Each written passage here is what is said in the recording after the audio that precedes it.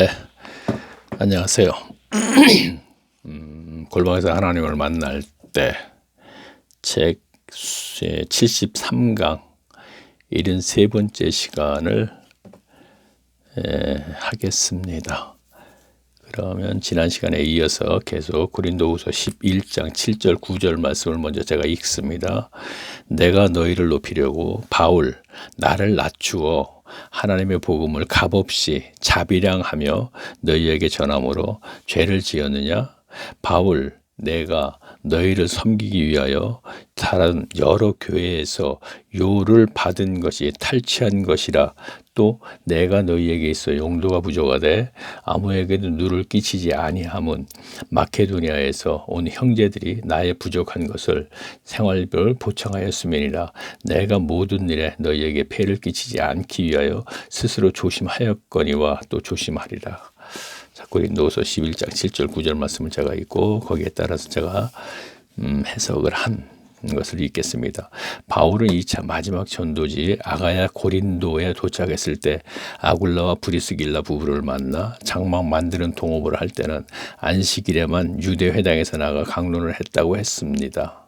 그러다가 마케도니아에서 실라와 디모데가 오자 바울은 장막 만들던 일손을 놓고 말씀에 붙잡혀서 고린도에서 1년 6개월을 유하며 말씀을 가르쳤던 것입니다.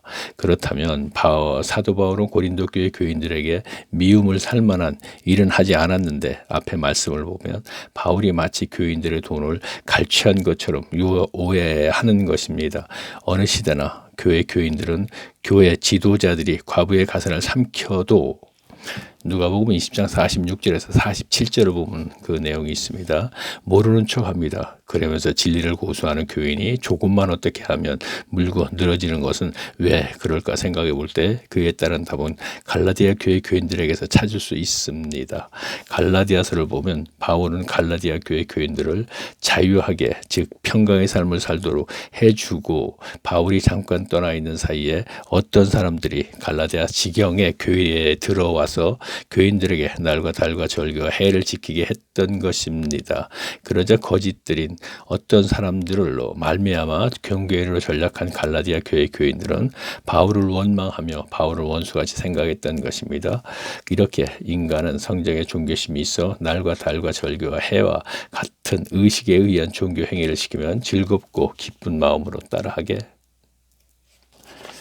되어 있습니다. 그래서 세계 모든 종교들 또한 신도들이 원하는 바대로 어떤 의식을 만들어 그 의식에 의한 행위를 하도록 한다고 보겠습니다. 따라서 종교는 그리고 하나님의 신앙에서도 의식에 의한 행위 없이 진리와를 고수하는 바울과 같은 사람들과 바울과 같은 사람과는 결별을 하게 되는 것입니다. 그래서 앞에서도 언급했듯이 갈라디아 교회 교인들과 바울은 원수와 같은 사이가 된 것입니다. 자, 조금만 이제 설명을 좀 하고요. 갈라디아 내용을 가지고 제가 설명을 잠깐 하면요. 바울이 말씀에 붙잡혀서 고린도전서에 나오는 얘기요. 말씀에 붙잡혔을 때 이 무슨 얘기냐면요. 말씀 성령이죠. 그렇죠? 성령이죠. 성령에 붙잡혀서 가르치면 다시 이제 요건 이제 고린도 전서에 있는 말씀입니다. 가르치면 어떤 결과가 나타나냐면은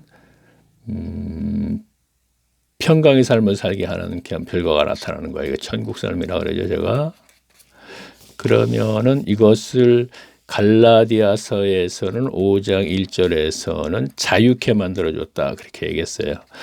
진리를 할 때는 진리가 너희 자유케 하리라 그랬지 않습니까? 그 진리 안에는 말씀이 있죠. 성령, 그리스도. 그럼 말씀과 연결시켜서 그렇게 말씀에 붙잡혀서 성령의 감동으로 말씀의 은사자가 가르치면 평강의 삶을 사는데 이 평강도 자유, 천국 삶이라 그랬습니다.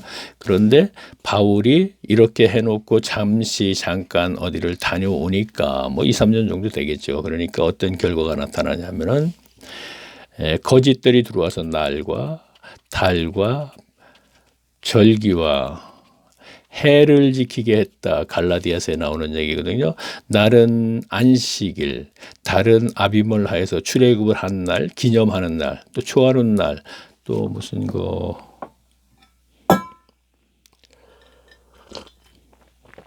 월삭이죠. 이제 그런 것도 이제 포함된 얘기입니다. 절기는 월삭이 이제 절기에 포함되겠는데 오순절, 장막절, 유월절, 해는 안식일, 신년. 자, 이것은 율법이죠.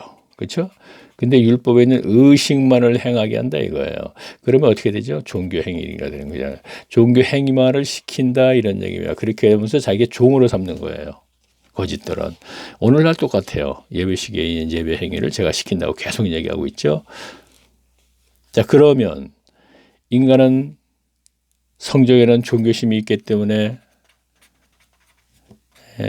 아주 이것을 굉장히 즐겁게 따라하게 되어 있는 거예요. 날과 달과 절개해 종교심, 오늘날의 예배 시기에 예배 행위, 어떤 의식에 의한 행위, 모든 종교는 그 의식을 만들어 놓고 그 행위를 시키지 않습니까? 그러면은 종교심이 있는 인간은 그것을 굉장히 즐겁고 기쁜 마음으로 하게 되어 있거든요. 그렇게 되기 때문에 바울하고 어떻게 됐어요? 원수 사이가 되는 거예요. 왜? 바울은 아무것도 하지 말아라 하는 얘기거든요. 평강의 삶을 사는 것은요, 오직 성령 안에서 의와 평강과 희락이라 그랬거든요. 로마서 14장 17절 말씀입니다. 자, 그러면 이거는 오직 성령의 내주하심이 있어야 되는 것인데 여기서 의는 착한 행실이 되는 것이거든요. 그러면 삶 속에서 어떤 착한 행실을 할 수 주어질 때 하는 것. 그 다음에 평강은 제가 뭐라 그랬습니까? 종교심과 소유욕과 죽음에 대한 문제가 해결된 증거, 다시 말하면 육신의 정욕과 안목의 정욕과 이생의 자랑이 문제가 해결된 것. 이건 세상으로부터 왔다 그랬죠. 육신의 정욕과 안목의 정욕과 이상의 자랑은. 그리고 이건 종교심과 소유욕과 죽음에 대한 두려움은 성경을 근거로 해서 제가 얘기를 했습니다. 그래서 이 문제가 해결된 것이 초대교회 교인들이란 말이에요. 그러면 종교심과 소유욕과 죽음에 대한 두려움과 육신의 정욕과 안목의 정욕과 이생의 자랑이 해결된 것이거든요. 근데 그것이 처음에는 완벽한 해결이 아니고 점차적으로 해결이 되는 상태에서 온전한 구원을 이루어 나가는 것이란 말이에요. 근데 그 과정에서 바로 거짓들이 들어와서 종교심이 있게 근본적으로 그 마음속에 종교심이 아직까지 완전하게 해결되지 않은 그들에게 날과 달과 절기의 해를 어떤 종교 행위의 의식을 시키게 되면 그대로 따라하는 거예요. 그러면서 내가 무엇인가 하니까 구원을 이루어 나가는 것 같은 기분이 드는 것이죠. 근데 오늘날에는 아예 구원을 이루어 나가는 게 아니고 당신들은 무조건 다 믿음으로 구원 받았으니까 교회에 왔으니까 이제 이 예배 행위로서 하나님께 영광을 돌리십시오. 이렇게 해버리니까 더 이상 뭐 할 말이 없는 그런 상태까지 돼버리는 거예요. 그러니까 성경 속의 그 교회보다도 더 악하게 지금 가르쳐 놓은 거예요. 자, 좀 설명을 해야 되기 때문에 제가 설명을 하고 갑니다. 자, 그러면 책에 있는 걸 다시 좀 읽습니다. 책이 지금 굉장히 길게 기록이 되어 있어요. 설명이 되어 있기 때문에 그걸 쭉 그냥 읽기만 하겠습니다. 좀 길게 읽고 나서 또 설명을 하고 그러겠습니다. 자, 그럼 책 420페이지 중간에요. 그러면 이젠 바울 시대 교회 교인들 얘기는 여기서 끝내고 한국교회 교인들은 어떤가 알아볼 때 오늘날 한국교회 교인들은 바울과 같은 사람이 와서 평강의 삶을 살도록 인도하려고 해도 그것조차 불가능할 것입니다. 왜냐하면 갈라디아 교회 교인들이 바울이 처음 만났을 때는 어린 아이같이 순수했기 때문에 바울이 전한 복음을 받아들였던 것입니다. 그래서 바울은 갈라디아 지금 교회의 교인들을 그리스도 안에서 평강의 삶을 살도록 할 수 있었던 것입니다. 하지만 한국교회 교인들은 순수함마저 메말랐기 때문에 참된 말을 하면 처음부터 거부감을 나타내며 들으려고 하지 않는 것입니다. 그 이유는 귀가 가렸기 때문입니다. 이 뜻은 디모데후서 4장 3절 말씀을 보면 알 수 있습니다. 그러나 여기까지 갈 것 없이 다음에 알아볼 말씀에서 확인할 수 있습니다. 그렇죠. 귀가 가려운 그들을 디모데후서 4장 그 내용은 이제 후일에 그랬거든요. 자, 후일에 이 얘기는 말세에 오늘날 얘기예요. 귀가 가려운 교인들을 허탄한 얘기를 해주면 굉장히 좋아요. 귀가 가려운 거라 귀를 긁어주는 얘기란 말이에요. 허탄한 얘기는 뭐죠? 예수만 믿어 잘 먹고 잘 살아. 당신들은 지금 우리 교회에 왔으니까 믿음 때문에 왔어. 그래서 성경은 믿음으로 구원을 받는다 그랬지. 그러니까 당신들은 예수 믿고 구원을 받았어. 이거 귀가 가려워 긁어주는 얘기라 이런 얘기입니다. 자, 제가 고린도후서 11장 19절 20절을 제가 읽겠습니다. 11장 19절에서 20절까지요. 너희는 하나님을 아는 지혜로운 자로서 어리석은 자들을 어떤 사람들을 기쁘게 용납하는구나. 자, 어떤 사람들이 그 당시에 거짓들이죠. 누가 너희를 종으로 삼거나 잡아먹거나 사로잡거나 자고하거나 거짓들이 하나님의 종이라 해도 인정하고 그들이 뺨을 칠지라도 너희가 용납하는구나. 잡아먹거나 사로잡거나 자고하거나 그리고 뺨을 칠지라도 너희가 용납한대요. 거짓들이. 한번 생각해 보세요. 뺨 친단 말이에요. 자, 누가 참 사도 바울도 마찬가지예요. 사도 바울이나 예수님도 마찬가지예요. 베드로나 이런 사람들이 와서 여러분 교인들을 뺨을 치면서까지 내 말을 들으라 하면 기분 나쁘겠어요? 안 나쁘겠어요? 그 말을 듣겠어요? 안 듣겠어요? 안 듣죠. 안 듣습니다. 분명히. 자, 사도 바울이 이렇게 가르치고 평강의 삶을 살게 만들어 놓고 어디 갔다 왔더니 원수 사이가 되는데 사도 바울 같은 그런 사람이 와서 뺨을 치면서 내 말 왜 안 들어라 그래도 그 사람 말을 안 듣고 거부할 겁니다. 그런데 거짓들의 말을 듣는다는 것입니다. 왜 그럴까요? 사탄에 속해 있기 때문에 그래요. 그 심령이요. 엄청나게 기분 나쁘고 엄청나게 지금. 근데 이거 예수님도 성경 속에서 이런 얘기 우리가 이제 복음서를 보게 되면 구체적으로 문자적으로 없지만 그것을 쭉 파고 들어가면 바로 이러한 얘기를 하는 거거든요. 자, 보세요. 이러한 얘기인가 아닌가? 소경이 소경을 인도하면 둘 다 구덩이로 들어간다 그랬죠? 소경이. 자, 소경을 누구예요? 첫째 바리새인과 서기관 율법사죠. 근데 이들이 가르치니까 백성들도 소경이 됐다 그랬잖아요. 그러면 둘 다 구덩이로 들어간다는 얘기, 지옥 간다는 얘기죠. 자, 뭐가 달라요? 예수님도 똑같은 얘기를 하는 거예요, 지금요. 그 당시에 유대인들에게. 그러니까 거부가 예수님 얘기를 듣지 않는 거예요. 지금 그런데 거짓들은 뺨을 칠 정도로 내 말을 왜 안 듣습니까? 하고 그렇게까지 얘기하면서 해도 듣는 얘기는 종교심 있게 되면 종교행위를 시키니까 잘하는 것이고 소유였기 때문에 아, 예수만 믿어. 잘 먹고 잘 살아. 11조 열심히 해서 복 받아. 자, 이 얘기를 해주면서 뺨을 치기 때문에 왜 내 말 안 들어? 하면서 뺨을 쳐도 듣는단 말이에요.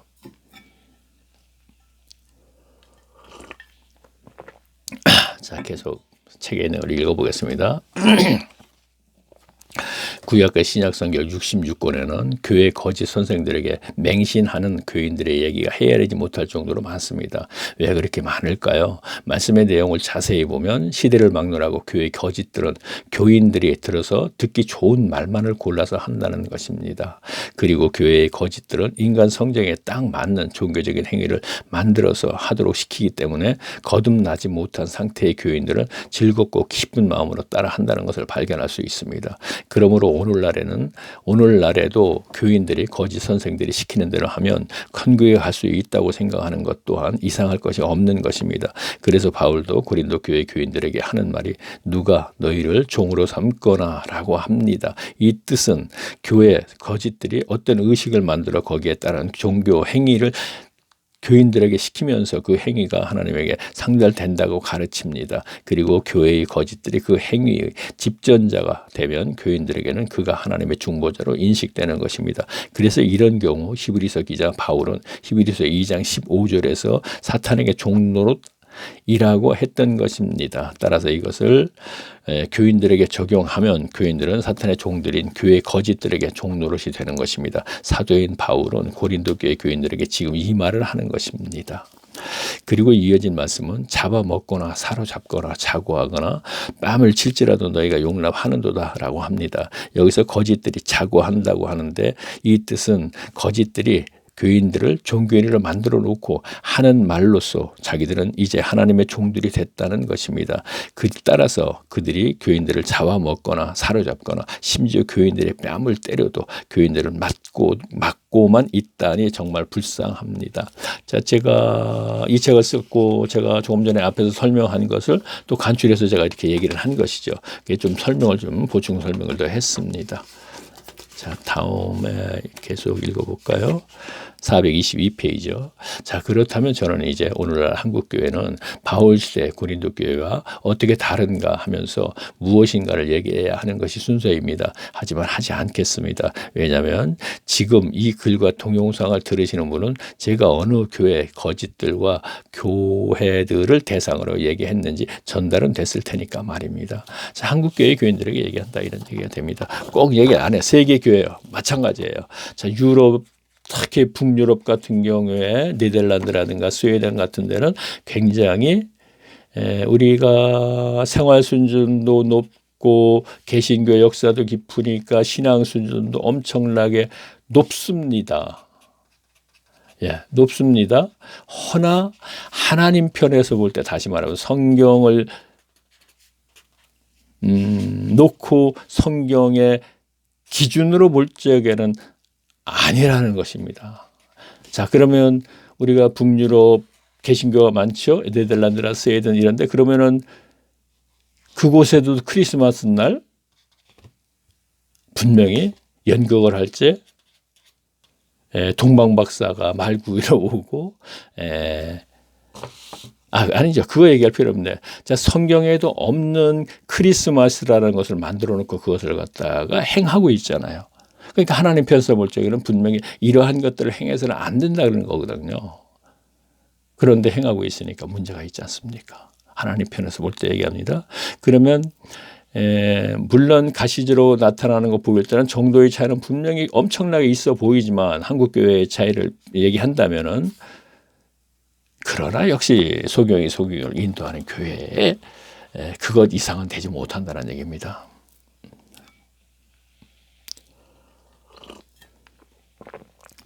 자, 고린도후서 12장 1절에서 2절 그리고 4절에서 5절 제가 읽습니다. 무익하나마 내가 부죽불 자랑하노니 주의 환상과 계시를 말하리라. 내가 그리스도 성령 안에 있는 한 사람을 아노니 14년 전에 그가 셋째 하늘에 이끌려 간 자라. 그가 하늘 낙원으로 이끌려 가서 말할 수 없는 하나님의 말을 음성을 들었으니 사람이 가히 이르지 감당치 못할 말로서 내가 이런 말을 위하여 자랑하야겠으나 나를 위하여 약한 것을 위하여 는 자랑치 아니하리라. 자고할 이유가 없느니라 이런 뜻이죠. 자, 앞에 말씀은 제가 해석했으니까 읽을게요.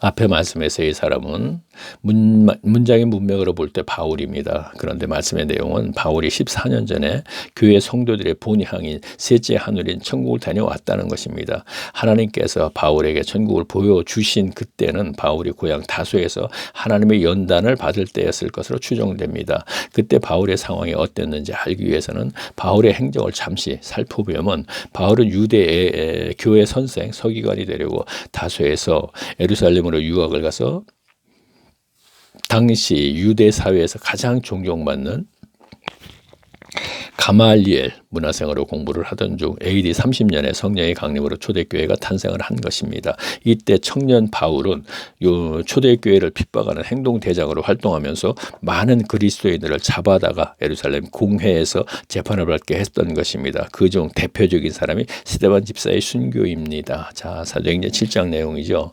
자, 그러다가 바울은 AD 34년경 다메섹 도상에서 그리스도를 만났을 때 바울의 말에 의하면 아무와도 의논하지 않고 아라비아로 갔다고 했습니다. 자, 제가 체험을 그대로 얘기하면 하나님을 만났을 적에 아무와도 의논하지 않고 행동하는 건 당연한 거예요.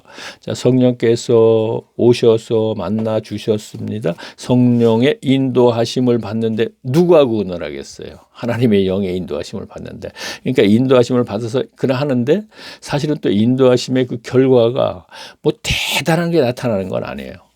그냥 다메섹 도상에 갔는데 다메섹 도상에서 특별한 일이 없었어요. 그러니까 얘기를 안 하는 거예요. 거기에 내용을. 그러나 그 다메섹 도상에 가서 3년간 있을 적에 성령의 인도하심으로 갔기 때문에 성령의 계시로 무엇인가 가르침을 받고 한 거예요. 그래서 다시 돌아와갖고 뭔가 열심히 일을 하니까 성령의 인도하심으로 했고 성령께서 하시는 일이 회심하는 역사들이 막 일어난단 말이에요. 그러니까 거짓들이 또 주기를 하니까 예루살렘으로 가는 거지. 더 큰 일을 하려고 다메섹 도상 그 조그만 성에서 일하는 내가 할 일이 하는 것이 아니고 더 큰 곳에 가서 하라는구나 하고 예루살렘으로 갔던 거예요. 거기 가서 더 큰 일을 하겠다는 생각에서 그러나 그는 하나님이 있다가 하니까 다시 거기서 다소로 가게 되죠. 자, 계속 읽어볼까요? 그리고 바울은 다소에서 고향 사람들에게 어린 나이에 고향을 떠나 출사하려고 예루살렘을 그러니까 다소로 갔지요. 그렇죠? 예루살렘에 갔다가 거기에서 죽이려 하니까 다소로 보냈어요. 바나바나 그의 형제들이. 그러니까 다소에 가서 고향에 가서 한 7, 8년 정도 연단을 받으면서 있을 때 얼마나 부끄러웠겠습니까? 어린 나이에 아버지가 돈이 많다고 해서 유학을 가서 요즘 말로 하면 출세하려고 서기관 되려고 갔는데 다시 고향으로 돌아왔어요. 청년이 돼가지고. 그래가지고는 아무것도 못하고 그랬으니까 그 사람들이 얼마나 수근수근 했겠습니까? 저거 바보가 바보 하면서. 그렇죠? 그게 연단이란 말이에요. 낮추는 거예요. 낮추는 거. 광야 40년이 너희를 낮추려고 한다 그랬거든요. 낮추는 겁니다. 이때 하나님이 함께 한다는 것이 바로 셋째 하늘 3층전까지 보여주시면서 이때는 하나님이 함께 동행하는 삶을 사는 거거든요. 사람들에게 바보 취급을 받는다 하더라도 그러니까 견뎌낼 수 있는 거예요. 낮추는 거. 하나님께서는 낮추기 위하여 첫째 하나님 앞에 낮추고 두 번째 모든 관계에서 사람들에게 낮추고 겸손해지게 만드는 것이죠. 심령의 변화가 바로 그거예요. 하나님의 말씀은 살았고 운동력이 있어 그의 생각과 마음과 모든 걸 감찰하는 하나님의 쭉 얘기 나오는 거 있죠. 심고 혼과 영과 골수를 찔러 쪼개기까지 하며 그게 뭔가 영혼 그 심령 마음을 낮추는 것. 자, 그리고 바울은 다소에서 고향 사람들. 그러니까 세상과 다른 건 그거예요. 세상의 교육은 그 사람을 낮추는 것이 아니죠. 뭔가 머릿속에 계속 지혜와 지식을 집어넣는 것이죠. 그렇죠? 그러면 점점 교만해질 수밖에 없잖아요. 나는 뭔가 달라 하고. 그러나 하나님의 신앙에서는 그게 아니고 계속 말씀을 그에게 계시로 배워주면서 그를 낮춰 나가는 것입니다.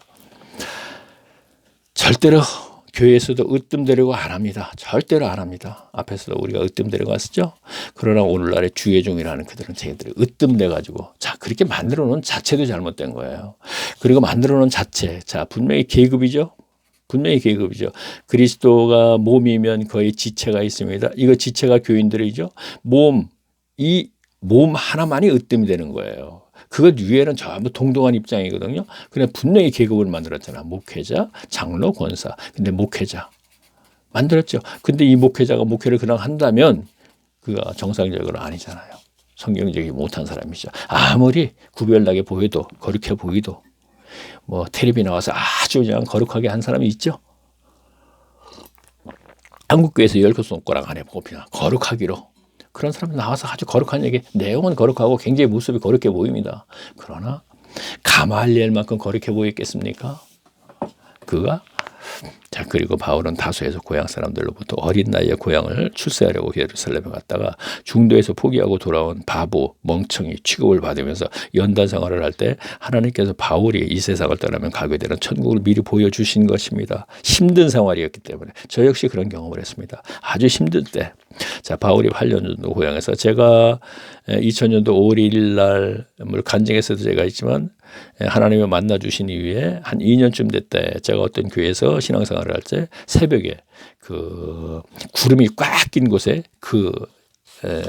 보남파처 노주발 무지개 보여주는 한 예를 들어서 얘기하는 겁니다. 그러한 것들 그 이외에 여러 가지 또 그로 인해서 견딜 수 있는 거예요. 경제적인 어려움과 주변에서 수근수근하고 조롱하고 비웃고 하는 거. 물론 교회에서 개중에 그렇지 않은 사람이 있었죠. 저 사람은 그런 체험이 있는 조금 뒤늦게 54세가 돼야 되는데 그러한 것을 조금 아는 분들은 또 경우에 따라서 그렇지 않는 분도 있지만 거의 태반이 비웃고 제가 어떤 구역 예배에서 성경적인 얘기를 하면 비죽비죽하고 그렇죠. 이제 2년밖에 안 돼가지고 이렇게 되는 것이죠. 자, 바울이 8년 정도 고향에서 보낸 연단 생활은 바울의 일생에서 가장 힘든 때였을 것입니다. 그래서 연단 기간 중에 하나님은 바울과 함께 하신다는 증거로 많은 체험을 시켰을 것입니다. 제가 바울의 행적을 대략 언급한 것은 바울은 출세를 목적으로 예루살렘에 유학을 갔다가 도중 중도에 포기하고 고향으로 돌아왔을 때 고향 사람들은 그가 왜 출세를 포기하고 고향으로 돌아오게 됐는지를 모릅니다. 그렇죠. 그 얘기할 필요도 없어요. 얘기해봤자 소용이 없어요. 들으려고 하지도 않고 괜히, 왜냐하면 신과의 교통에서 있는 것인데 사람이 어떻게 이해를 하겠어요. 아이고 저 또라이인가 봐 이렇게 취급밖에 안 된단 말이에요. 새벽 어느 날 구름이 꽉 꼈는데 내가 무지개 봤습니다. 누가 그거 인정하겠어요. 무지개라는 건 비가 온 후에 분명히 멀리서 이렇게 딱 보이는 것인데 아주 기찻게 한 10m 우에 거리를 두고 새벽 하늘에 캄캄한데 돈 한 푼 노주벌 그 큰 무지개를 봤다면 그 누가 그거 인정하겠습니까? 또라이라 그러지. 교인들도 그러고 밖에 사람들은 더, 교회 밖에 사람들은 진짜 그 말도 못하고. 자, 따라서 고향에서 바울을 머리가 모자란 놈이라고 하면서 상대조차 안 했을 것입니다. 그렇다 보니 바울은 의지할 곳이라고 오직 하나님뿐이었던 것입니다. 물론 하나님께서 원하시는 것 또한 그것 위에 하나님의 바울과 자주 교통을 하던 중 그중 하나가 바울이 이 세상을 떠나면서 가게 될 천국을 미리 보여주신 것이라고 하겠습니다. 제가 말씀에는 없는 내용을 짐작하는 것은 바울이 본문의 1절에서 무익하나마 내가 부득불 자랑하노니 주의 환상과 계시를 말하리라고 말하고 있기 때문입니다. 이 뜻은 천국에 다녀온 것은 바울에게는 엄청난 자랑인 것만은 분명한 것입니다. 그렇다고 해서 바울이 고린도 교회 교인들에게 간증을 한다 해도 교인들의 신앙생활에 아무런 도움이 되지 않기 때문에 안 했다는 것입니다. 그런데 어째서 자기 하기로 했느냐 하면 고린도후서 11장 21절을 보면 저희가 히브리인이냐 나도 그러하다 저희가 이스라엘인이냐 나도 그러하며 저희가 아브라함의 씨냐 나도 그러하며 라고 기록되어 있습니다. 이 뜻은 고린도 지경 교인들이 자기들은 이방인들과는 다른 특별한 사람들임을 자랑한 것입니다. 고린도 지경에 있는 디아스포라 유대인들 얘기하는 거야. 그러니까 그들이 분명히 앞에 얘기했지 히브리인이고 이스라엘인이고 아브라함의 후손이다. 그러면서 자랑을 하더라 이런 얘기죠. 족보 자랑이죠. 그렇죠? 자, 어디에 보면은 신화와 그렇죠. 디모데 전서에 있죠. 신화와 이거는 뭐야? 신화. 족보 아브라함의 후손이다. 신화는 또 이건 영원히 그 당시에 얘기했었겠죠. 그것이 그들의 자랑거리예요. 오늘날 뭐가 자랑거리죠? 나는 우리 집안에 목사 가족이 많아. 막 목사가 많아. 나는 어려서부터 모태신앙이야. 다 이런 자랑이 바로 거기 포함되는 거예요. 자, 우리 집안에 목사가 많아. 아버지가 목사야. 이거 족보 자랑이잖아요. 자, 보겠습니다. 참, 왜 이렇게 제가 교인들이 듣기 싫은 얘기만 하게 되죠. 근데 사실 성경에 또 그렇게 되어 있는 걸 어떻게 합니까? 제가 골라서 하는 거 아니거든요. 자, 이 뜻은 고린도 지경 교인들이 유대인들이 자기들의 이방인으로 다른 특별한 사람들임을 자랑하는 것입니다. 그래서 바울은 여기에 반박하는 의미에서 천국에 다녀온 체험을 언급한 것입니다. 사실 바울은 유대인들이 자랑하는 것들을 모두 다 갖춘 사람입니다. 그렇죠. 족보 뭐 다 갖춘 사람이죠. 베냐민 지파요. 히브리인이죠. 자, 이유는 그리스도인들의 자랑이라면 세상으로부터 받은 조건과 취득이 아니라 하나님과의 관계에서의 계시와 아울러 체험이라는 것. 자, 이것이 자랑이라는 건 자랑이라는 표현을 해서는 안 되죠. 단 자신에게 마음속에서 내가 이 세상에서 이제 자랑할 것이라는 계시로 말씀을 배웠고 아울러 하나님께서 나와 교통해 주는 것, 이것이 자랑이지. 제가 예전에 아주 오랜만에 만난 친구가 하나 있었어요. 그 10대 때 같이 자란 친구거든요. 옥수동에서 이제 제 간증 들으신 분 알겠지만, 근데 친구를 정말 굉장히 오랜만에 만났어요. 오랜만에 만났을 때 그때가 언제냐면은 이명박 대통령이 이제 그 당선된 이후에 거든요. 그런데 그 친구를 만나서 하는 얘기가 내가 하나님을 만난 것이 얼마나 기쁜가를 얘기하다 보니까 어디 개통 얘기하니까 이명박 씨라는 분이 다승선이 돼서 굉장히 기쁘겠지. 지금 오늘날 대한민국에서 가장 기쁘겠지. 그랬지. 난 그거 10배보다 더 기쁘다 그랬거든요. 그랬더니 그 친구가 하는 얘기가 야 그게 뭐냐 그러더라고. 그래서 그때 내가 파리한 양의 외침을 주고 갔는데 그때 당시 책을 쓴 적이죠. 그러고 나서는 그 친구를 굉장히 멀어요. 거기 참 그 친구 아파트에서 이렇게 보니까 그 거기가 어디죠? 수원 지나기 전에 거기죠? 무슨 교회? 유명한 그 목사님 그 교회가 보이더군요. 거기 분당에서 한참 쭉 내려가서 6인쯤 되나 그렇게 이제 가서 보니까 이제 뭐죠? 무슨 지구촌 교회 참 그곳이 보이는데 교회가 그렇게 크질 않더군요. 건물이 다른 교회에 비해서. 그래요. 계속 읽겠습니다. 왜 그 얘기를 하게 됐나? 자, 이제는 그렇죠. 하나님을 만난 기쁨이라는 것은 그 자랑이 아니지만 그거는 하나님을 한번 만나 주시면 그 은혜가 아니고 그것은 무엇과도 바꾸지 않습니다. 이 세상에 무엇과도. 정말입니다. 야, 거짓말 아니냐. 정말입니다.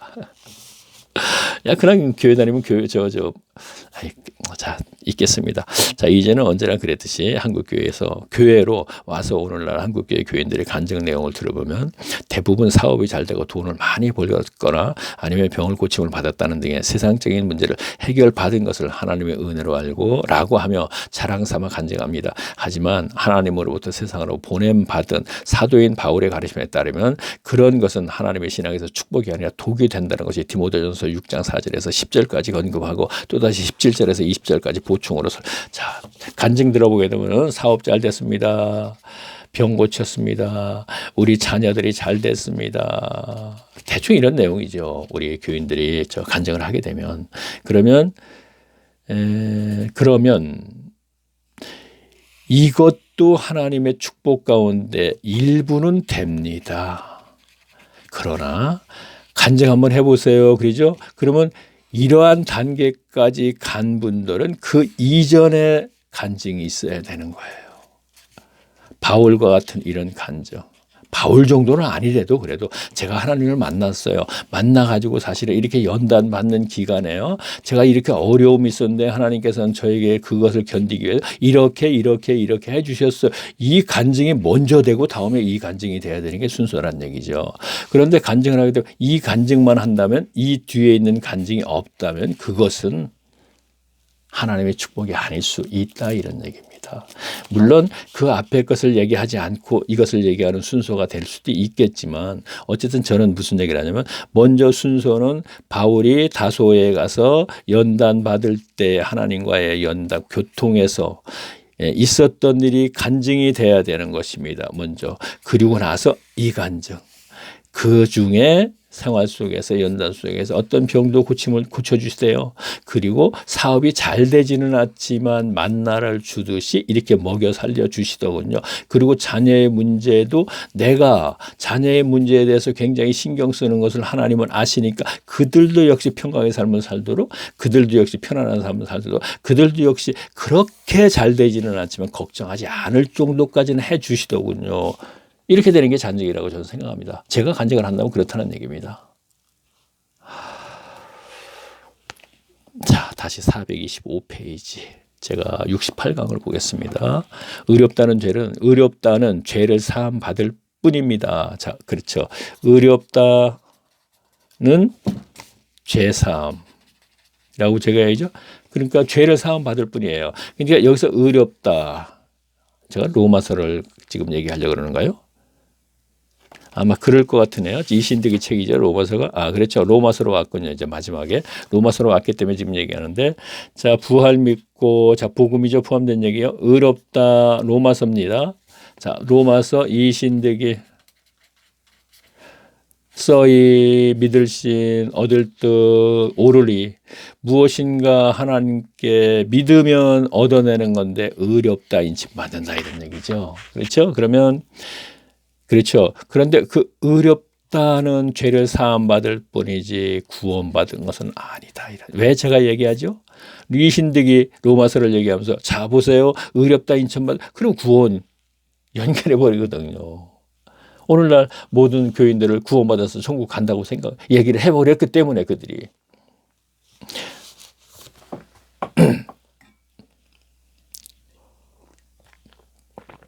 우리 목사님은 설교 시간에 가라지 알곡도 얘기하는데 그리고 우리 목사님은 다 그렇게 얘기 안 하는데 그런데 문제는요. 교인들이 천국을 간다고 생각하잖아요. 모든 교인들이 전부 다. 지금 교인들 중에 나 천국 못 가는 분 계십니까? 솔직히 말해서 제가 있습니다. 신약성경 처음 책인 마태복음에서 마지막 책 요한계시록까지는 총 27권입니다. 저는 앞에서 요한계시록과 로마서를 제외한 25권에서 요절이라 생각되는 말씀들을 골라 말씀의 본의에 관해 설명했습니다. 그러면 이제부터는 로마서에 관해 알아볼 터인데, 로마서는 이신득이라 하여 복음을 믿으면 하나님으로부터 의롭다 인침을 받는다는 말씀이 수록된 책입니다. 그런데 문제는 이신득이에서의 의롭다와 구원을 같은 뜻으로 해석하는 교회와 교인들이 있는 것입니다. 그로 인해 창세기 15장 6절에 아브라함이 여호와를 믿으니 여호와께서 이를 의로 여기고 라는 말씀에서 의를 구원과 연결시키는 것입니다. 그래서 이제 어떤 교회 교인들은 구원은 이미 창세전에 결정된 것이라고 하는가 하면, 또 어떤 교회 교인들은 그리스도의 복음을 믿음으로 말미암아 의롭게 됐다는 것을 구원이라고 하는 교인도 있습니다. 이렇다 보니 구원의 기준이 분명치가 않다고 하며 어느 장단에서 춤을 춰야 하는지 모르겠다는 교인들도 있는 것이 오늘날 한국교회 교원에 관한 복잡한 현실입니다. 한국 기성교회가 이렇다 보니 한국에는 자고나면 이단이 하나씩 생기는 것이라고 보겠습니다. 그렇죠? 그래서 이제부터는 로마서의 말씀을 저의 주장으로 조금씩 섞지 않고 로마서에 기록된 말씀을 그대로 알아볼 것입니다. 따라서 어느 것이 성경적인 구원인지 판단은 교인들의 몫인 것입니다. 자, 보세요.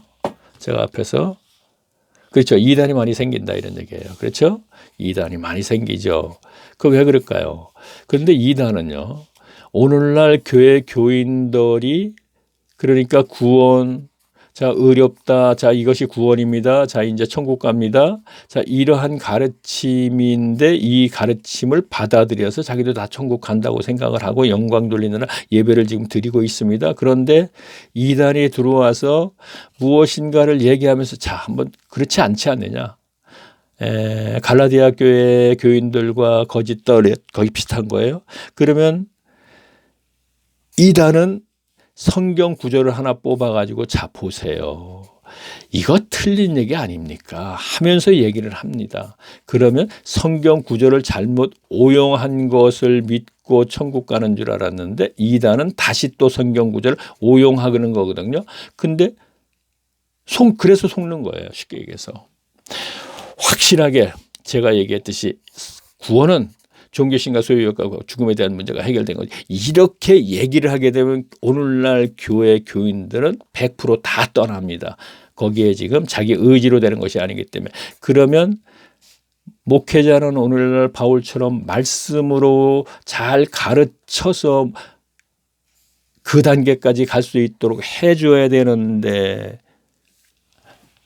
목회자 자신이 그것을 못하고 있는데 어떻게 하겠습니까? 그래서 우리는 이렇게 쉽게 구원받았네 기성교회. 그러다 보니까 이건 아니야. 이거는 지금 성경 구절을 이 부분 갖고 얘기하는 거지. 이거 잘못했을 거야. 그래 다른 성경 구절을 끄집어 갖고 자 봐. 성경에 또 이런 게 있잖아. 그러면 거기에 속는 거예요. 그러니까 아주 성경 구절 단순한 거 가지고 그게 이단이라는 거죠. 그런데 또 하나 이단이 생기고 또 생기고 또 생기고 자꾸 생기는 것이죠. 근데 조금 전같이 제가 성경의 본이 종교신과 소유욕과 죽음에 대한 문제가 초대교회 때 해결된 게 이것이 평강의 삶이고 이것이 천국 삶이고 천국 삶을 살아야 내세의 천국이 보장되지 않겠습니까? 그러니까 우리는 이 생활 속에서 구원을 계속 완전하게 이루어 나가야 됩니다. 이런 얘기는 안 듣죠. 저거 자기 의지로 하고 돈 주고 하면 얼마든지 해보겠는데 돈 많은 사람들은 성경에도 그런 얘기 했잖아요. 성령을 돈 주고 살려고 그런 게 있지 않습니까? 그런데 그게 아니잖아요. 하나님의 은혜거든요. 자기 열심으로 될 수도 있는 게 아니고 자기 배움으로 될 수 있는 게 아니에요. 하나님의 전적인 은혜란 말이에요. 그래서 저는 골방으로 들어가세요. 그래서 이제 성경을 연구할 때 하나님이 이제 성경의 말씀이신 그리스도께서 그에게 다가온다. 이런 얘기를 하는 것이 성경적이다. 이런 얘기예요. 안 들어요. 그런데 왜 안 들을까요? 여기까지 제가 얘기할까요? 사탄이 묶여있기 때문에 그런 거예요. 여기까지 얘기하는 건 얼마나 불쾌합니까? 얘기 안 할 수가 없는 거예요. 안 들어요. 이것을 예수님 말씀도 사도 바울의 얘기도 사탄이 안 들어요. 왜요? 거짓 선지자 말을 들어도 참 선지자의 말을 안 들어. 사탄에 묶여있기 때문에. 그래서 골방에 들어가서 시간을 보낼 때, 많은 시간을 보낼 때 그리스도께서 그래, 내가 이제 사탄 같은 거 절대 한순간에 무너뜨릴 수 있으니까 내가 무너뜨려 주마. 사탄의 마음을 무너뜨리고 나면 그때는 조금씩 점차적으로 하나님의 섭리 속에서 진행이 된다, 이런 얘기를 하는 것입니다. 오늘은 이제 이 시대에 최선의 방법이 그 방법밖에 없지 않겠느냐. 지속적으로 제가 글과 동영상을 그렇게 올리고 있다. 코로나가 탁 터지니까 아이고 빨리 서둘러자 해갖고 이 책을 한 500페이지 되는 걸 빨리 썼습니다. 자, 이것도 제가 아마 2개월에서 3개월 만에 썼을 거예요. 왜냐하면 머릿속에 있는 걸 그대로 했으니까 빨리 쓸 수가 있겠죠. 막 서둘러갖고 그러다 보니까 좀 부족한 것이 많이 좀 있죠. 자, 계속 보겠습니다. 자, 이제 로마서 1장 1절을 보겠습니다. 예수 그리스도의 종 바울은 사도로 부르심을 받아 하나님의 복음을 위하여 택함을 받았습니다. 택정함을 입었으니. 자, 이 택정함이라는 단어가 나왔어요. 자, 이것은 갈라디아서 쭉 나가면 12절 아마 16절쯤에 이런 얘기를 했죠. 바울이 나는 어머니 모태로부터 이방인의 전도자로 택정받았다 그랬습니다. 이방인 전도자로 택정받은 것입니다. 그럼 여기서 뭔가요? 예수 그리스도의 종 바울은 사도로 부르심을 받아 하나님의 복음을 위하여 택정. 자, 사도로 부르심을 받고 사도로 택정받았다. 택함 받은 겁니다. 이것이 창세전 택함이 아니에요.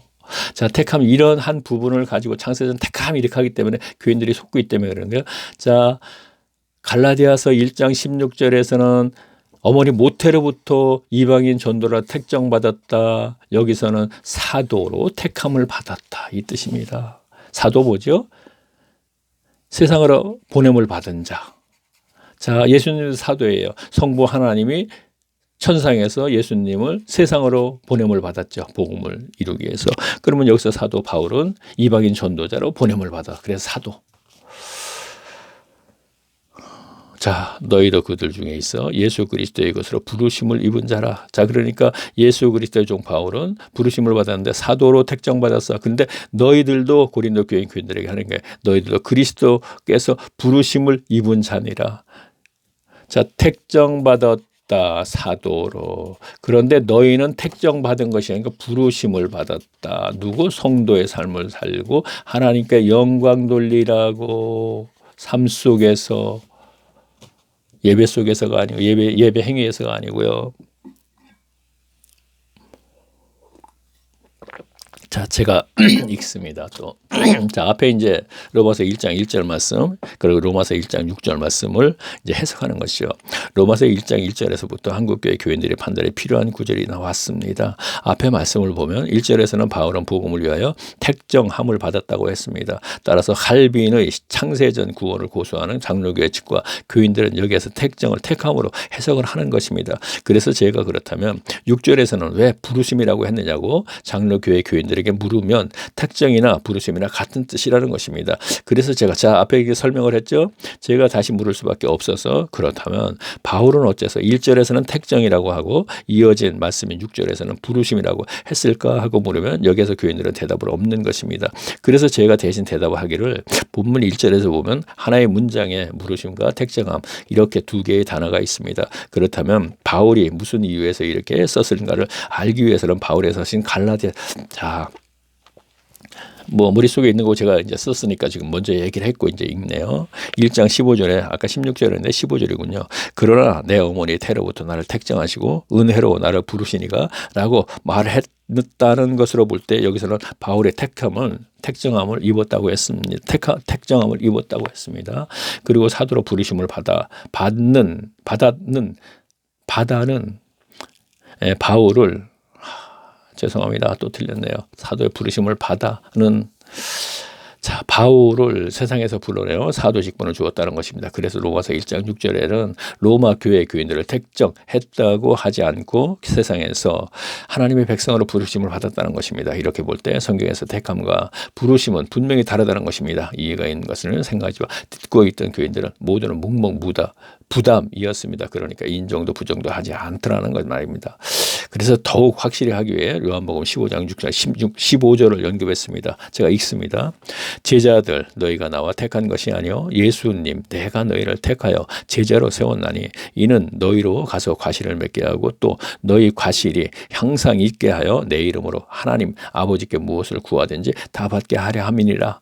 이 말씀의 경우는 예수님이 제자들에게 택했다고 했으니 창세전 택함으로 해석하는 경우가 있습니다. 하지만 말씀을 보면 제자들이 예수님을 택한 것이 아니라 예수님이 제자들을 세상에서 불러내어 제자로 택했다는 것입니다. 그리고 여기서는 주제는 아니지만 그냥 넘어가서는 안 될 말씀은 무엇을 구하든지 다 받게 하려 함이니라는 말씀을 이어서 26절에서 확인할 수 있는데 예수 하나님께 구해서 받는 것은 성령을 임하게 해 주신다는 것입니다. 이 말씀을 짚고 가는 이유는 한국교회 교인들이 알고 있는 물질이 아니라는 말을 하려고. 자, 그러니까 무엇인지 구하라 내 이름으로 그러면 다 받겠다는 얘기를 갖다가 우리가 한 구절을 읽고 설교할 때 그런 식으로 하지 않습니까? 이 세상의 것들로.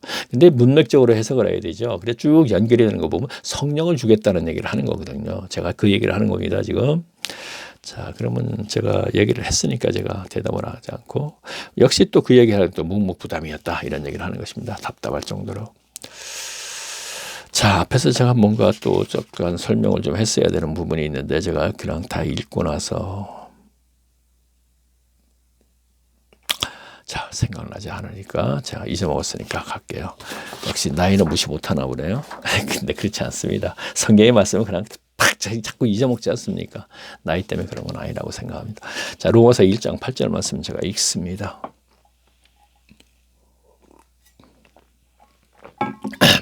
첫째는 내가 예수 그리스도로 말미암아 너희 많은 그런 거죠. 모든이니까 많은 그런 얘기죠. 사람 교인들을 얘기하는 겁니다. 을 인하여 내 하나님께 감사함은 너희 믿음이 온 세상에 전파됨이니라. 제가 읽습니다. 앞에 말씀에서 알게 되는 것은 로마 교회 교인 수가 많다는 것입니다.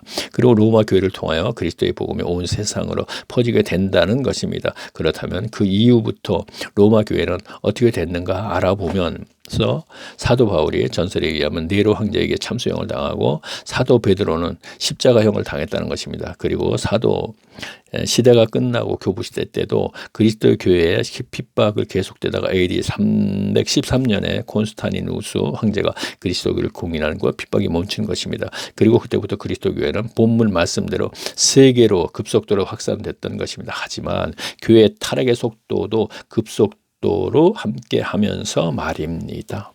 자, 생각나네 앞에서 제가 427페이지 혹시 이제 책을 보고 계시는 분이 앞으로 이제 또 계실 분도 계실 테니까 427페이지 제가 천권을 1차적으로 일수를 했는데 뭐 나중에 1년 계약이 끝나면 하여튼 그걸 뭐 누구에게 다 줘도 줄 테니까 그렇게 되면 이제 책을 보면서 하는 분이 계시겠죠. 그럼 427페이지 보면 입었다고 한 것입니다. 그리고 사도로 부르심을 받아는 바울을 세상에서 불러내어 사도 직분을 주었다는 것입니다. 그렇죠? 맞네.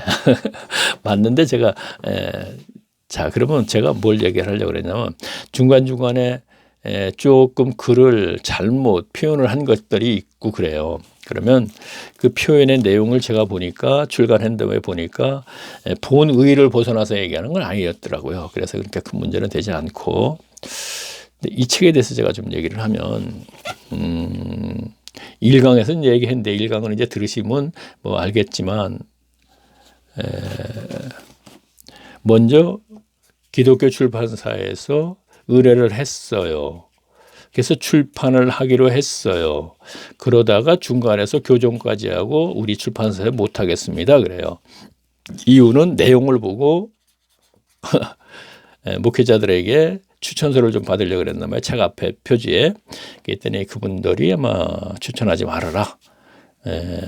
이걸 추천하게 되면 기독교 출판사니까 이름에 좀 문제가 생긴다 이런 얘기가 되는 것이죠. 아무래도 이제 목회자라고 다 연결된 사람들이니까 출판사도 거기다 목회자들이 이제 출간하지 않습니까? 자, 그러면 그래서 할 수 없이 일반 기독교 출판에다 책 서적에다가 했습니다. 그것이 이름이 바른북스. 아직도 그것 남기도 못했네요. 큰 관심이 없기 때문에 했는데 그러다가 일반 서점에 냈습니다. 영풍이나 교보나 뭐 이런 데로. 그러면 그래서 어느 정도 기간이 걸려서 잘 안 팔리니까 출판사에서 하는 소리가 기독교 서점으로 할 수 있으면 했으면 좋겠습니다. 그래서 유통 쪽으로 알아봤습니다. 저 경기도 파주 쪽에 많이 있거든요. 알아봤더니 두 군데 알아봤어요. 근데 한 군데는 처음부터 이거 안 하겠습니다. 그리고 결론이 한 군데는 하겠습니다 해서 했어. 가서 이제 또 뭐 이것저것 이제 서류 뭐 필요하다고 해서 했는데 그 대화 중에 그렇다면 우리도 생각해 봐야겠네요. 그래갖고 나중에 연락을 했는데 저희도 못 하겠습니다. 그래서 못 했어요. 그렇죠. 이렇게 된 거예요, 책은요. 그런데 기독교 출판사 이름은 얘기하지 이곳에서 교종을 합니다. 1차 교종을 하고 나서 이 출간 못 하겠네요. 그래서 교종이라는 것은 1차로 하고 나서 저에게 연락을 해줍니다. 이메일로. 그러면 제가 보고 나서 이거는 좀 고쳐주세요. 3번까지 고쳐요. 그런데 교종을 해온 것을 제가 2번을 읽고 나서 일반 출판사로 보냈는데 제 실수죠. 마음으로 너무 급했었나 봐. 막 빨리 읽었었나 봐요. 그래서 제가 보니까 한 10군데 정도는 문제가 있어요. 그래서 제가 이제 책이 좀 중간중간에 이런 부분이 있다는 걸 제가 설명을 좀 했네요, 지금요. 그렇죠? 그러나 뭐 그렇게 중요한 건 아니지 않습니까? 책 뭐 표지가 아름답고 뭐 이런 것 필요 없는 거고 중요한 것은 그게 10곳 정도가 있지만 뭐 이해하는데 그렇게 큰 문제는 되지 않습니다. 그리고 성경을 이제 잘못 해석한 부분 그런 거는 없고요. 그래요. 그렇다는 말씀을 좀 드려야 될 것 같습니다. 그래서 드렸고. 자, 1강에서 이제 제가 쭉 이제 보신 분들은 다 앞에서 이제 그런 얘기를 좀 충분히 했죠. 그렇지만 이제 한참 지금 70강까지 갔는데 이거 두 번째 이제 얘기는 좀 해야겠다 하는 생각에서 했습니다. 자, 그러면 다시 책으로 가서 제가 보겠습니다. 자, 그래서 더욱 확실히 하기 위해 요한복음 7장. 그것도 다 읽었군요. 다 읽었으니까 또 한 장을 제가 남겨서 자, 로마서 1장 8절 말씀 제가 먼저 읽습니다. 첫째는 내가 예수 그리스도의 말미암아 너희 모든 이것도 읽었네요. 죄송합니다. 그럼 다음 밑으로 내려가서 로마서 1장 17절을 제가 보겠습니다. 한 장이 넘겨졌군요. 자, 제가 읽습니다. 복음에는 그리스도의 복음이죠. 복음에는 하나님의 의가 나타나서 복음을 믿음을 구원에 이르게 하나니 기록된 바 오직 의인은 복음을 믿음으로 말미암아 죄를 사함 받고 살리라. 자, 제가 가로 열고 가로 닫고 이렇게 한 부분이 있으니까 그렇게 읽는 거예요. 지금 책을 보시는 분들은 다 이해하겠죠. 자, 이걸 이제 설명하겠습니다. 앞에 말씀은 중세 사람 마르틴 루터로 말미암아 유명해진 말씀입니다. 그래 로마서 1장 17절 말씀이죠. 믿음으로 구원받는다 이 얘기. 루터는 본문 말씀을 깨닫기 전에는 예수님 시대에 바리새인들이 했던 것처럼 종교 행위로 구원을 이루려고 했던 것입니다. 그러다 보니 본문 말씀을 깨닫는 순간 구원을 믿음으로라는 것을 깨닫게 됐다는 것입니다. 그래서 루터는 교인들의 삶에서 착한 행실이 강조된 야고보서를 지푸라기 복음이라고 했다는 것입니다. 만일 마르틴 루터가 진짜로 성도의 삶에서 착한 행실이 강조된 야고보서를 볼 가치도 없는 책이라고 했다면 저는 루터에 대해서 이렇게 생각합니다. 루터는 복음을 믿음으로 인해 하나님으로부터 죄를 사함 받았지만 그 이유는 어떠한 체험도 없었던 것입니다. 제 말은 하나님의 만남이 없었다는 말입니다. 만일 루터가 하나님의 만남의 체험이 있었다면 만일 사람이 믿음이 있노라 하고 행함이 없으면 무슨 이익이 있으려 그 믿음이 능히 자기를 구원하려 야고보서 2장 14절 말씀이죠. 와 같은 주옥 같은 말씀이 있는데 야고보서를 불가치도 없는 책이라고 할 수 있었을까 하는 마음에서 하는 말입니다. 저는 앞에서 몇 번의 천재의 천국 삶을 살지 못하는 교인들에게 어찌 내세의 천국이 보장되겠느냐고 했습니다. 이것은 하나님의 신앙에서는 필수적인 순서로 예수님보다 먼저 세상에 온 세례 요한도 사역과 동시에 외쳤던 것이 회개하라 천국에 가까웠느니라 했습니다. 이 뜻은 십자가 고난으로 천국 삶을 살게 해주실 메시아가 곧 오실 것이라는 것입니다. 그런가 하면 예수님도 사역을 하시면서 가장 먼저 하신 말씀이 회개하라 천국에 가까웠느니라 했습니다. 여기서의 천국이 로마서 14장 17절 말씀인 성령 안에서 의와 평강과 희락이라는 것을 뜻하는 것으로 평강은 인간의 본성에서 하나님의 섬기는 데 있어 방해가 되는 것들을 해결받았을 때의 삶을 말하는 것입니다. 그리고 희락은 하나님과 영적 교제에서 말미암는 기쁨을 말하는 것입니다. 이렇게 볼 때 성령 안에서의 의와 성도의 착한 행실이 되는 것이, 의는 성도의 착한 행실이 되는 것이 분명합니다. 제가 앞에서도 몇 번 언급했던 것이 하나님의 백성이 이 세상에서의 천국 삶에 대해 구체적으로 설명하는 이유는 만일의 중세 사람 마르틴 루터가 그리스도의 복음을 믿음으로 하나님으로부터 죄를 사함 받고 성령의 내주하심이 있었다면 현세에서 천국 삶을 살았을 것입니다. 그렇다면 앞에서 천국 삶을 살았을 때 평강과 희락과 아울러 의인 착한 행실도 함께 되는 것입니다. 그런데 루터가 그리스도의 복음을 믿음으로 죄를 사함받고 성령의 내주하심까지 있었는데 하나님의 성품의 긍휼과 자비와 루터의 생활에서 나타나지 않았다면 여기서 저는 루터에 대해 더 이상 할 말이 없는 것입니다. 하지만 저는 이런 생각은 듭니다. 로마 광장에서 화형을 당할 각오까지 하면서 가톨릭 교회 개혁을 외친 마르틴 루터가 정말로 하나님의 말씀으로 착한 행실이 강조된 야고보서를 볼 가치도 없는 책이라고 했을까 하고 의심은 해봅니다. 자, 루터가 그랬을까 하는 얘기입니다. 루터는 죽음을 각오하고 그렇게 개혁을 외쳤던 사람인데, 그렇죠? 그런데 야고보서는 지푸라기 신앙이죠, 복음이니. 그거는 조금 좀 그래요. 중간에서 만든 얘기가 아니냐 이런 얘기입니다. 정치에서 내일 모레 한 10년 후에 20년 후에도 전부 다 밝혀질 것도 역사를 왜곡하는데 이건 뭐 신앙 사탄이 개입됐는데 무슨 짓을 못하겠습니까? 저는 그렇게 의심도 해봅니다 하는 얘기입니다. 자, 로마서 2장. 자, 그렇다고 제가 루터가 하나님의 사람이다 꼭 이렇게 얘기하는 건 아니에요. 이었습니다. 그러나 천국까지 못할 수도 있다는 얘기는 제가 하는 거예요. 저 역시 마찬가지. 바울도 마찬가지죠. 내가 모든 사람에게 천국 갈 수 있도록 해주고 내가 버림을 받을까 두렵다 하는 얘기를 했고 저도 마찬가지라는 거죠. 바울과 똑같습니다. 내가 천국을 간다는 보장은 없습니다. 분명히 100% 없습니다. 그러나 100% 있게끔 하기 위해서 계속 진행하는 과정에서 무엇인가 노력하는 게 아니에요. 그저 순종하는 것이죠. 성령께 100% 못하더라도 아주 순종해 나가면서 자, 계속 읽어볼까요?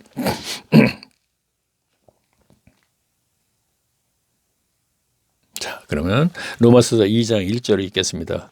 그러므로 남을 판단하는 사람아, 자, 이방인을 판단하는 사람아, 무릇 누구든지 내가, 자, 유대인들에게 하는 게 유대인들아 무릇 누구든지 내가 나는 죄 없다 핑계치 못할 것을 남을 판단하는 것으로 유대인 내가 너를 정죄함이 아니니 판단하는 내가 이방인처럼 우상을 섬기는 같은 자, 우상을 섬기는 이방인들 디아스포라 유대인들 그때 우상 섬기는 건 아니었지요. 하나님을 섬기지만 실질적으로 하나님을 바르게 섬기지 못하고 우상 숭배가 되는 거예요. 탐심은 우상 숭배이기 때문에 탐하는 마음 이것이 기복이도 돌아간다 그랬잖아요. 자, 이렇게만 설명하고 제가 여기 읽겠습니다. 사도 바울이 쓴 로마서 서두를 보면 하나님은 먼저 이방인들의 우상 숭배와 아울러 도덕과 윤리적인 범죄에 대해 말씀하십니다.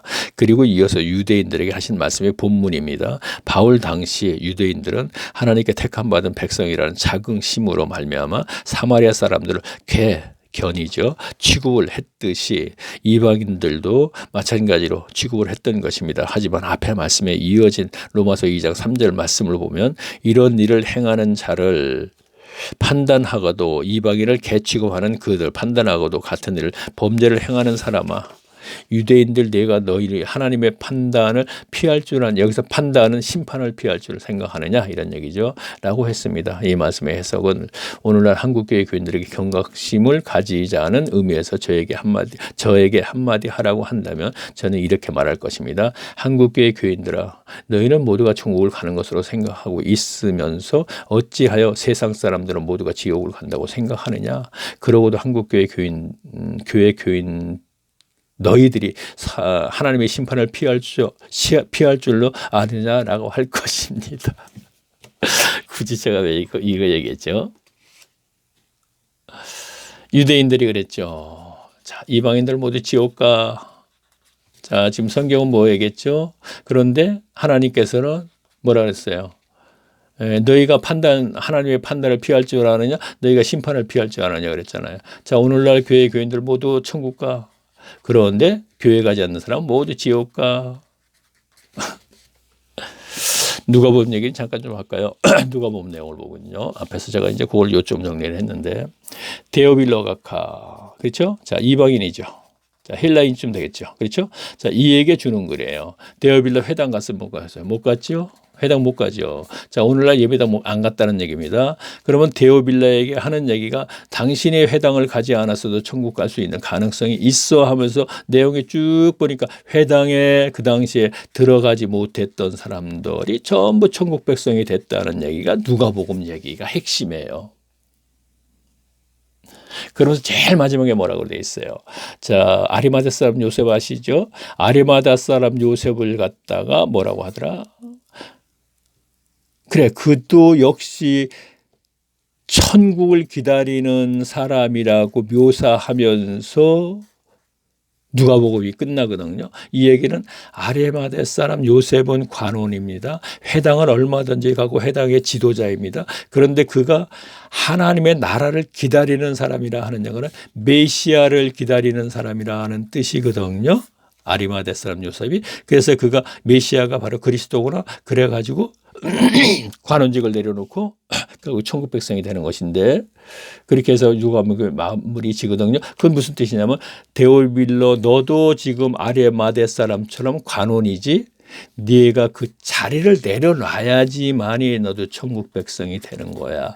아리마대 사람처럼 이렇게 해서 마무리 져요. 중간에 회당 가지 않았던 사람들이 계속 천국 갔다고 얘기하고 이제 누가복음 한 절 읽고 한 절 했을 때 이제 그런 얘기 중점적으로 제가 하겠죠. 오늘날도 마찬가지죠. 관원직을 내려놓지 않으면 천국 못 갑니다. 저는 이렇게까지 얘기하면 못 갑니다 하고 아 이거 하면서 아 천국 내가 전하면 되잖아. 정치가들이 있네요. 아 내가 정치하면서 내가 천국 전하면 되잖아. 예수님도 좀 그러면 되겠죠. 뭐 와서 그럼 아주 그냥 큰 아주 그냥 존경받는 사람 되고 천국 전하면 잘 먹힐 거 아니에요. 근데 하나님의 일은 그렇게 하는 게 아니죠. 분명히 그렇게 하는 게 아니죠.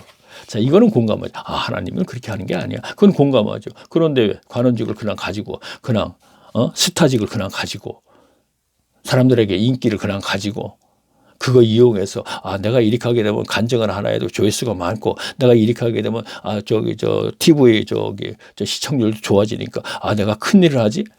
어림없는 얘기 하지 마세요. 그들이 바로 교인들을 헷갈리게 하는 사람들입니다. 공중파에서 인기 없으면 기독교 방송으로 왔다. 다시 또 공중파에서 오라 그러면 글리 갔다. 왔다 갔다. 그가 과연 천국 백성이라고 생각하십니까? 제가 유일하게 연예인 중에는 딱 한 분 있네. 뭐 이름 제가 뭐 얘기하면 어때요? 정식인가? 경식인가 모르겠네. 개그맨. 키 조그마신 분. 이분이 제가 제일 마지막에 KBS에 나와서 아침에 잠깐 봤어요. 그 마지막에 봤어요. 들어갈 때. 나와서 무언가를 칠판 놓고 쫙 하시고 들어가는 중에 하는 얘기가 내가 이 일을 계기로 해서 다시 TV에 나올 것이라고 생각하지 마세요. 나는 이 시간 이후에 TV에 안 나옵니다. 아, 그거 딱 하는데 진짜 TV에 안 나오시더라고. 뭐 파주에 계신다며요. 전에는 뭐 이렇게 되면 막 찾아가고 그랬는데 찾아갈 필요 없어요. 이분대로 성령께서 하시고 저는 저대로 하시는 거니까 그거 찾아가서 같은 성령인데 뭐 또 이러니 저러니 얘기할 거 뭐 있습니까? 서로가 또 재미있는 대화는 할 수 있겠지만 굳이 찾아가서 그럴 거 없어요. 만나게 해주시면 만나는 것이고. 자, 그럼 마지막으로 시간이 됐네요. 구름 속 무지개. 아, 유일하게 연예인 중에 이제 그런 분이더라 이런 얘기야. 한 번 안 가면 안 간다. 그런데 공중파로 왔다. 뭘 일로 왔다 저리 갔다. 자, 구름 속 무지개. 그것도 공중파에서 불러주면 얼른 갔다. 안 불러주면 다시 일로 와서 또 왔다. 자, 구름 속 무지개 클릭하세요. 그럼 동영상 뜨죠. 그럼 다시 1강에서부터 2강, 3강, 4강, 5강 그렇게 들으시고 시간을 보내세요. 자, 이 책 보고 이 동영상을 듣고 성경을 좀 안다. 그것도 중요하겠죠. 그러나 그보다 더 중요한 것은 시간을 보낼 때 그리스도의 말씀이 하나님께서 만나 주신다 이런 얘기입니다. 다음 시간에 뵙겠습니다. 안녕히 계십시오.